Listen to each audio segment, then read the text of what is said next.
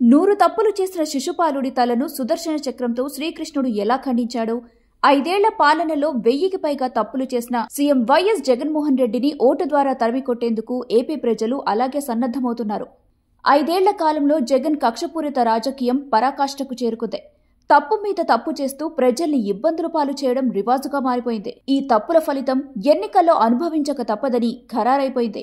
ఎన్నికల ముందు జగన్ పతనం ప్రారంభమైంది. తెలుగుదేశం, జనసేన పార్టీలు ఏకం కావడం, ప్రజలు సైతం జగన్ పై పోరాటం చేసేందుకు సిద్ధమవడంతో తాడేపల్లి ప్యాలెస్ వణికిపోతుంది. ప్రజాక్షేత్రంలో వైసీపీ ప్రభుత్వం పట్ల తీవ్ర వ్యతిరేకత వ్యక్తమవుతుండటంతో జగన్ ప్రలోభాల పర్వానికి తెరలేపారు. నియోజకవర్గాల వారీగా ప్రజలకు తాయిలాలు అందించేందుకు జగన్ అండ్ కో సన్నద్ధమవుతుంది. కులాలు, మతాల వారీగా విభజించి తాయిలాలు అందించేందుకు ఓ యాక్షన్ ప్లాన్ను జగన్ కోటరీ సిద్ధం చేసుకుంటుంది. ఈ క్రమంలో విమలారెడ్డి వ్యవహారం వెలుగులోకి వచ్చింది. జగన్మోహన్ రెడ్డి 2019 ఎన్నికల్లో అధికారంలోకి రావడానికి ప్రధాన భూమిక పోషించిన వారిలో క్రిస్టియన్లు కూడా ఉన్నారు. ఏపీలో దాదాపు అన్ని గ్రామాల్లో వీరి ఓటు బ్యాంక్ ఉంది. స్వతహాగా సీఎం జగన్మోహన్ రెడ్డి, ఆయన కుటుంబం క్రిస్టియన్లు కావడంతో ఆ మతానికి చెందిన ఓట్లలో మెజారిటీ ఓట్లు గత ఎన్నికల్లో వైసీపీకి బదిలీ అయ్యాయి. కొన్ని ప్రాంతాల్లో గంపగుత్తగా క్రిస్టియన్లు వైసీపీకి మద్దతుగా నిలిచారు. దీనికి కారణం జగన్మోహన్ రెడ్డి సోదరి షర్మిల భర్త బ్రదర్ అనిల్ కుమార్. ఆయన ఏపీ వ్యాప్తంగా పర్యటించి క్రిస్టియన్లను వైసీపీ వైపు మళ్లించడంలో సఫలమయ్యాడు. క్రిస్టియన్లంటే కేవలం ఎస్సీ, ఎస్టీ సామాజిక వర్గాలే కాదు, బీసీలు, ఓసీల్లోని కమ్మ, కాపు, రెడ్డి కులస్తులు కూడా అధికంగానే ఉన్నారు. కులంతో సంబంధం లేకుండా కేవలం జగన్మోహన్ రెడ్డి క్రిస్టియన్ అనే కారణంతో మెజారిటీ శాతం క్రిస్టియన్లు చంద్రబాబును దూరం పెట్టి జగన్ వైపుకు వెళ్లిపోయారు. అయితే ఇదంతా 2019 ఎన్నికల సంగతి. ఇప్పుడు రాబోయే ఎన్నికల్లో క్రిస్టియన్లు గతంలోలా జగన్కు మద్దతు పలికే పరిస్థితి లేదు. జగన్ అధికారంలోకి వచ్చిన తర్వాత తనకు మద్దతుగా నిలిచిన క్రిస్టియన్లను వారు ఆశించిన స్థాయిలో దగ్గరకు తీయలేదని గుర్రుగా ఉన్నారు. దీనికి తోడు జగన్మోహన్ రెడ్డికి ఆయన సోదరి వైఎస్ షర్మిల, ఆమె భర్త బ్రదర్ అనిల్ కుమార్ దూరమయ్యారు.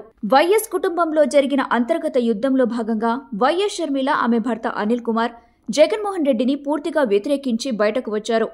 ఇటీవల షర్మిల ఏపీ కాంగ్రెస్ అధ్యక్షురాలిగా బాధ్యతలు చేపట్టి జగన్మోహన్ రెడ్డి 4 ఏళ్ల పాలనపై తీవ్ర స్థాయిలో విమర్శలు చేస్తున్నారు. దీనికి తోడు బ్రదర్ అనిల్ కుమార్ తన పరిధిలో క్రిస్టియన్లను కాంగ్రెస్ వైపు మళ్లించి జగన్ను దెబ్బతీసేందుకు సిద్ధమయ్యారు. క్రిస్టియన్ ఓట్లు వైసీపీకి దూరమైతే ఓటమి ఖాయమని భావించిన జగన్మోహన్ రెడ్డి వ్యూహాత్మకంగా తన అత్త విమలారెడ్డిని రంగంలోకి దింపారు.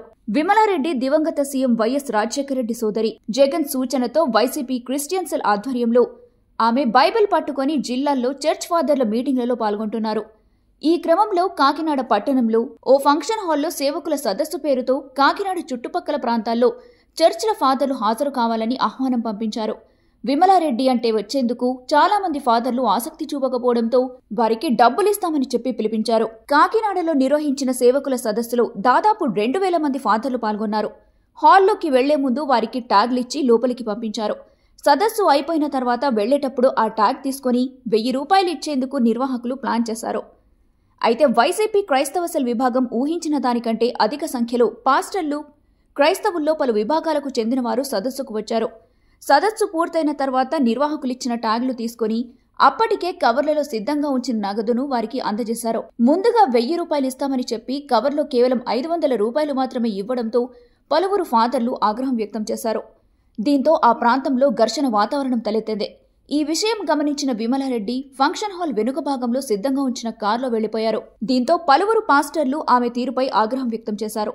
సేవకుల సదస్సు పేరుతో ప్రార్థనలు చేసి మళ్లీ జగన్ పార్టీకే ఓటు వేయాలని కొందరి చేత విమలారెడ్డి బైబిల్పై ప్రమాణం సైతం చేయించుకున్నట్లు పలువురు ఫాదర్లు పేర్కొన్నారు. కాకినాడలో జరిగిన ఈ వ్యవహారాన్ని పలువురు వీడియోలు తీసి సోషల్ మీడియాలో షేర్ చేయడంతో అవి వెంటనే వైరల్ అయ్యాయి. మొత్తానికి జగన్మోహన్ రెడ్డి మరోసారి అధికారంలోకి వచ్చేందుకు వేస్తున్న ఒక్కో అడుగు విఫలమవుతుండటంతో వచ్చే ఎన్నికల్లో వైసీపీ అధికారం కోల్పోవడం ఖాయమని ఆ పార్టీ నేతలే బాహాటంగా చెబుతున్నారు.